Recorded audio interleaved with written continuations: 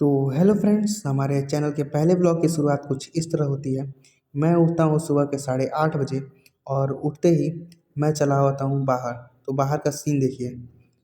तो सीन दिखाने के साथ साथ मैं बताना चाहता हूँ कि मैं बाहर आया था इस वजह क्योंकि माइंड रिफ्रेश हो जाएगा। और जब माइंड रिफ्रेश रहेगा तो पढ़ने में भी मन लगा रहेगा। तो मैं 9 बजे बैठ जाता हूँ अपनी पढ़ाई के लिए। 9 बजे अपनी स्टडीज़ को स्टार्ट कर देता हूँ और 10 बजते ही मैं उठ जाता हूँ अपने पढ़ाई को बंद करके, क्योंकि मुझे जाना था अपने दुकान पर। तो मैं जाता हूँ जल्दी से रेडी होने के लिए। तो जल्दी से रेडी होके मैं निकल जाता हूँ फटाक से अपने घर से बाहर अपने दुकान के लिए।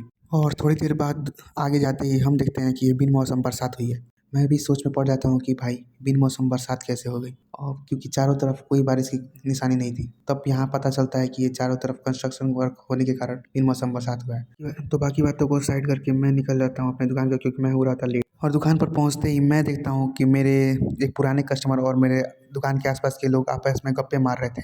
तो इन्हीं सब बातों को देखते हुए मैं अपने दुकान को संभालने लगता हूँ। तो और तभी मैं देखता हूँ कि ये छोटी सी खरगोशनी अपने खरगोश जैसे दोनों कानों को खड़े करके खेल रही थी और मुझे भी चिढ़ा रही थी। तभी मेरे दुकान के सामने से कुछ बंदूकधारी जाने लगते हैं, बेखौफ बेधड़ल्ले। दुकान की इन्हीं सब परेशानी को देखते हुए मैं अपने दुकान को चलाने लगता हूँ।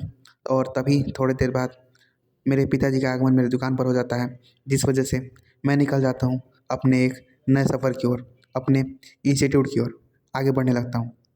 और आपको ये सब सीन दिखाई होता हो, तभी ये लेफ्ट साइड से आते हुए सफ़ेद घोड़े को देखकर मैं आधा नशा डर जाता हूँ, क्योंकि इस सफ़ेद घोड़े ने बहुत तेज कट मारा था।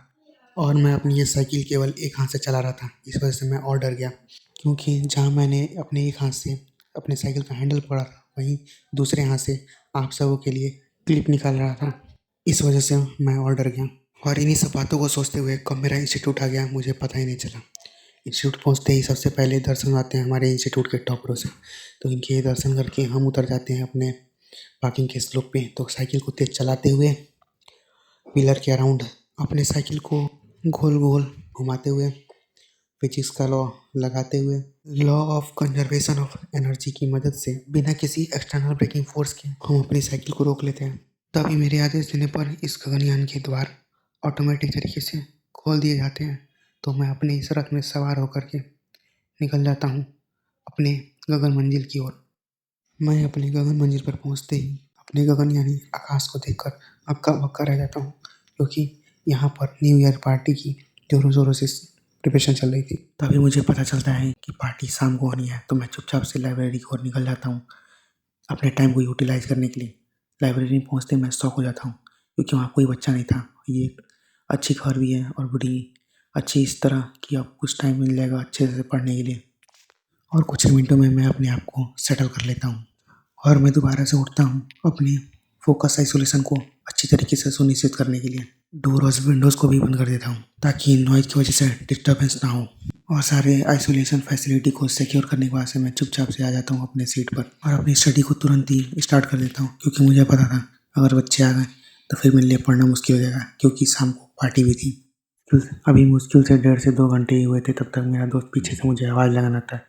तो मैं उससे कुछ मिनटों की मोहलत मांग के उसे वापस भेज देता हूँ। और कुछ मिनटों बाद ही मैं भी अपनी स्टडी को बंद कर देता हूँ और पार्टी एंजॉय करने चला जाता हूँ। और अगर आप सभी मेरे इंस्टीट्यूट की पार्टी को अपने घर बैठे एंजॉय करना चाहते हैं तो इस वीडियो पे भर भर कर सपोर्ट करिए, लाइक कमेंट शेयर जो भी आप करना चाहो, ताकि मैं इसका पार्ट 2 ला सकूँ। तब तक के लिए keep supporting, keep loving to your boy mister Swatantra party.